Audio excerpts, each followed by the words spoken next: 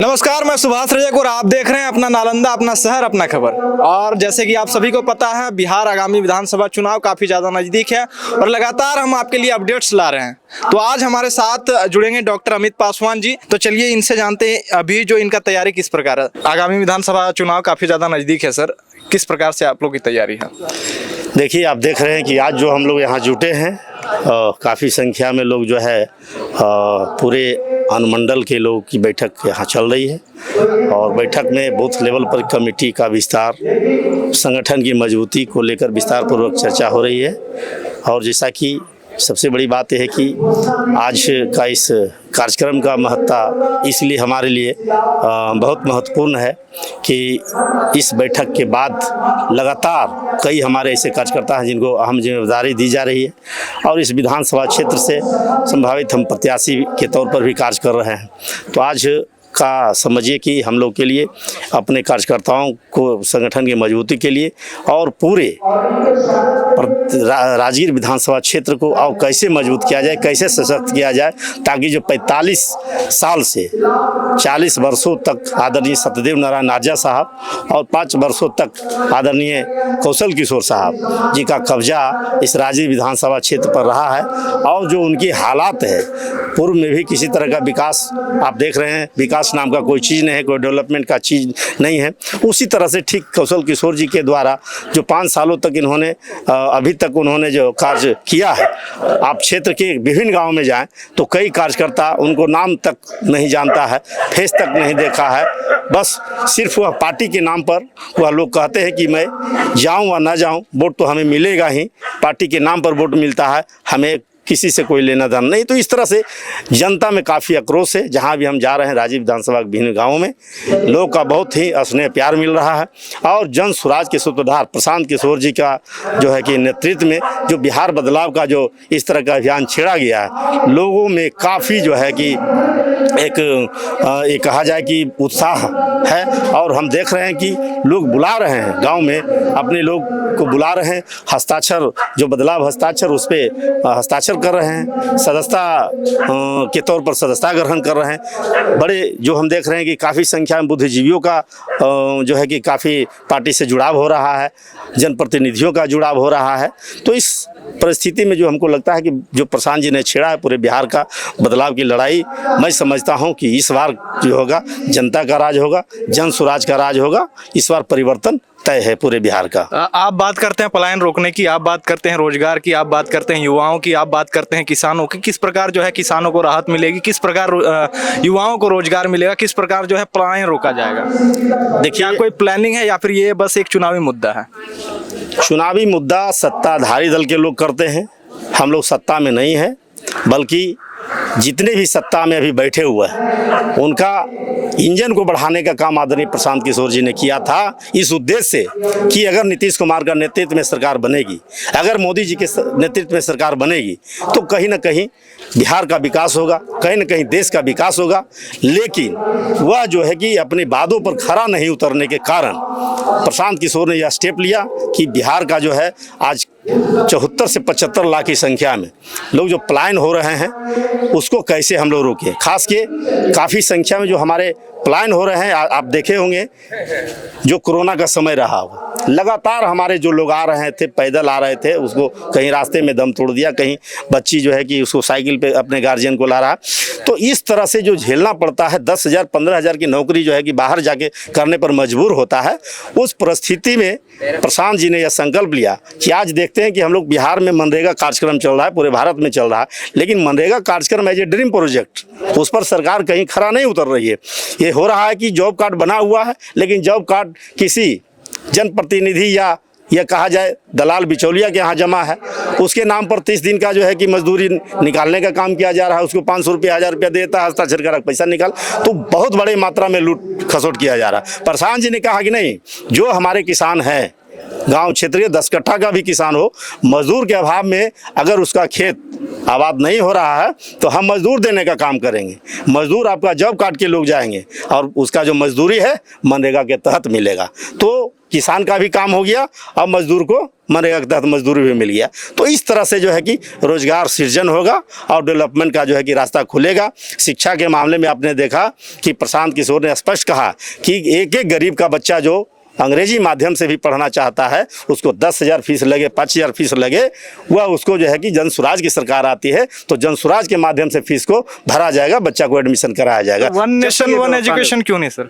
जब तक व्यवस्था नहीं होता है, जब तक वन नेशन वन एजुकेशन की हम लोगों ने भी लड़ाई की बात की है, जब तक यह व्यवस्था नहीं होता है तब तक हम लोग वैसे गरीब परिवार के बच्चों को सरकारी के बजाय वह प्राइवेट स्कूल में वह चाहता है पढ़ने के लिए, उसको पढ़ाने का काम करेंगे हम लोग। इस तरह की तैयारी जन स्वराज का जो है कि है। अभी जो है काफ़ी युवाओं के चाहते बने बैठे हैं तेजस्वी यादव जी। वो जब सत्ता में आए थे 18 महीना के लिए काफ़ी ज़्यादा वैकेंसियाँ आई थी, इस पर कुछ कहना चाहेंगे? देखिए, तेजस्वी यादव जी जो कार्यकाल उनका रहा, अपने आप को श्रेय माननीय नीतीश कुमार जी ले रहे हैं, अपने आप का श्रेय तेजस्वी यादव जी ले रहे हैं। तो यह समझिए कि किसी भी राज्य में घर का एक मुखिया होता है, मुखिया का चाहे जितना बच्चा हो, 4 हो 5 हो, कोई भी काम करता है तो मुखिया का ही नाम होता है। तो एक तरह से ये कहा जाए तेजस्वी जी अपने आप को बीड़ा उठा रहे हैं, हमने किया मुख्यमंत्री करें, तो मुख्यमंत्री जी का सहयोग से जो भी विकास या आप कर रहे हैं रोजगार सृजन की बात हुई, लेकिन वह रोजगार सिर्फ खाना पूर्ति हुई है। आप ये समझिए कि जिस तरह से उन्होंने कहा कि आज जो घोषणा किए कि 1 करोड़ रोजगार सृजन किया जाएगा साल में, आप समझ सकते हैं कि एक साल 1 करोड़ की बात कर रहे हैं तो 15 से 20 वर्षों तक जो है कि उनका शासन रहा। अगर 5 वर्षों में 1 करोड़ का सृजन करते तो आज 3 करोड़ जो है कि रोजगार सृजन हो जाता कुछ सरकारी जॉब में। आप समझ जाइए कि जब से ये 15 से 17 वर्षों में 18 वर्षों में जो इनका कार्यकाल रहा, अभी तक 10 और 8 18 लाख लोगों का जो है कि नियुक्ति हुई है, रोजगार मिला है। तो आप बताइए 1 करोड़ कहाँ से आप देने की वादा करते हैं? तो ये बरगलाने का जो काम कर रहे हैं, शगुफा जो छोड़ रहे हैं, चुनावी माहौल को जो है कि आप इसको चाह रहे हैं कि हम किसी तरह से जुमलेबाजी करके लोग को फिर धोखा करके पुनः हम सत्ता में आ जाएं। यही नीतीश कुमार जी जब अगले बार चुनाव में जब भाषण देते थे, कहते थे अंतिम मेरी विदाई है, अंतिम बार एक बार मौका दो, फिर अंतिम आपका अंतिम खत्म नहीं होगा। तो इस तरह से इनका जो है मोदी जी का साथ है, मोदी जी का जिस तरह से जुमलेबाजी चलता था, ठीक नीतीश कुमार जी उसी जुमलेबाजी और पैटर्न पर चल रहा है। इनका जो भी घोषणा हो रहा है, अभी घोषणा और होगा, अभी तो शुरुआती 1 महीना के अंदर देखिए दर्जनों जो है कि सैकड़ों घोषणाएं होगी, सिर्फ कागज पे काम किया जाएगा, कहीं कोई उसका खाना पूर्ति नहीं होगा। जैसे बिहार में हर वर्ष जो है बाढ़ की समस्या बनी रहती है। अभी आपने न्यूज़ में सुना होगा नालंदा में जो है बाढ़ की समस्या बन गई थी, झारखंड से पानी छोड़ा गया था जिस वजह से नालंदा में भी बाढ़ की समस्या बन गई थी। बहुत से गांव थे जो डूबने के कगार पे आ गए थे। तो अगर आपकी सरकार आती है तो किस प्रकार जो है बाढ़ नियंत्रण पे काम करेगी?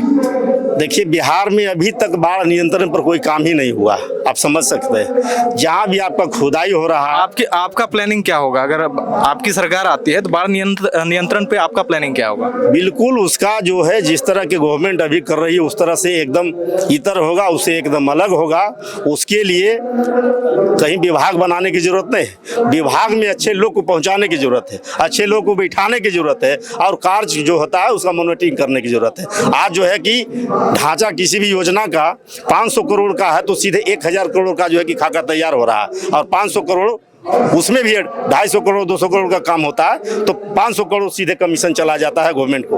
तो इस तरह का जो रवैया है, भ्रष्टाचार को खत्म कर दीजिए, लोग को एजुकेटेड कर दीजिए, तो सही जगह और सही समय पर सही काम होने का काम करेगा। इसलिए पूरी तरह से जन स्वराज की सरकार आती है तो सबसे पहले भ्रष्टाचार पर चोट होगा और एजुकेशन का जो है कि सपोर्ट होगा। सारे लोग जब एजुकेटेड हो जाएंगे, हर जगह से जब झंडा बुलंद करेंगे भ्रष्टाचार का, तो आप समझिए स्वयं काम होगा। तो बांध ऐसा छोड़ दिए, इस तरह के कई ऐसे इरिगेशन से लेके शिक्षा से लेके स्वास्थ्य तक के सारे विभागों में इस तरह की जरूरत है। जन स्वराज सारे विभागों को सुधारने का काम करेगा। अंत में आम जनता को क्या कहना चाहेंगे? आम जनता से मेरा अपील यही रहेगा कि आप लगातार 15 वर्षों तक जंगल राज वन का शासन देखें, और जो अभी वर्तमान सरकार है जंगल राज 2, जिसको आपने देखा कि दिन दहाड़े राजधानी में हॉस्पिटल, पारस हॉस्पिटल में जाके गोली मार के हत्या कर रही है, तो इससे बड़ा जब राजधानी में हत्या कर रहा है, इतना बड़ा अपराधी का मनोबल ऊंचा है, तो यहाँ लॉ एंड ऑर्डर का